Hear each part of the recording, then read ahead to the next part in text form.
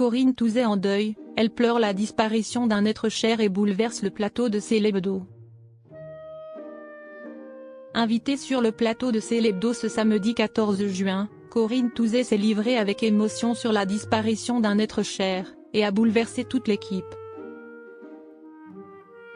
Ce samedi 14 juin, Corinne Touzé, qui va bientôt apparaître dans Demain nous appartient, était invitée sur le plateau de Célébdo. L'émission était ce jour-là consacrée aux animaux, ce qui a amené l'actrice d'une femme d'honneur à parler de son labrador, aujourd'hui décédé.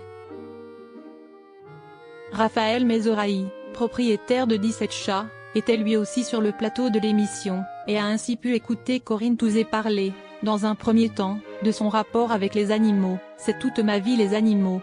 Ils me réconcilient avec l'amour, le partage et le don de soi. Je finirai ma vie au fond des bois, car je ne peux plus supporter le monde dans lequel on vit, avec un âne, un cheval, un chien, des chats, a-t-elle livré. Corinne Touzé. Ils peuvent tenir longtemps par amour.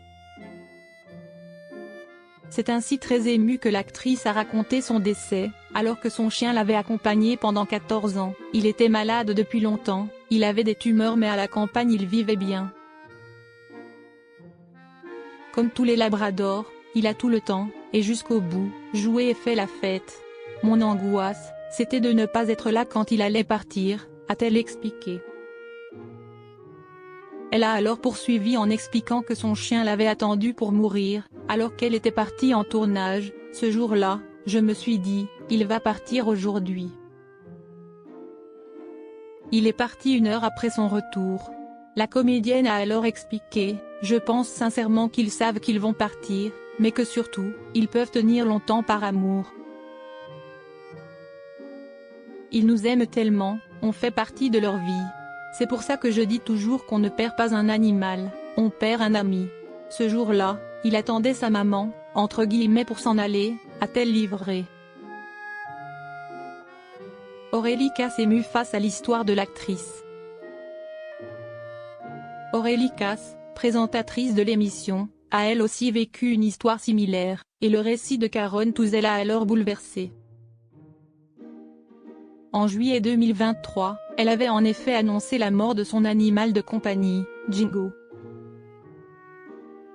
Elle avait écrit dans un message : « Mon Jingo, je revois ton corps malade se soulever de joie à la vue de ton collier vert, le collier des souvenirs heureux, des promenades qui n'en finissaient pas dans la forêt, ces doux moments ne reviendront jamais. »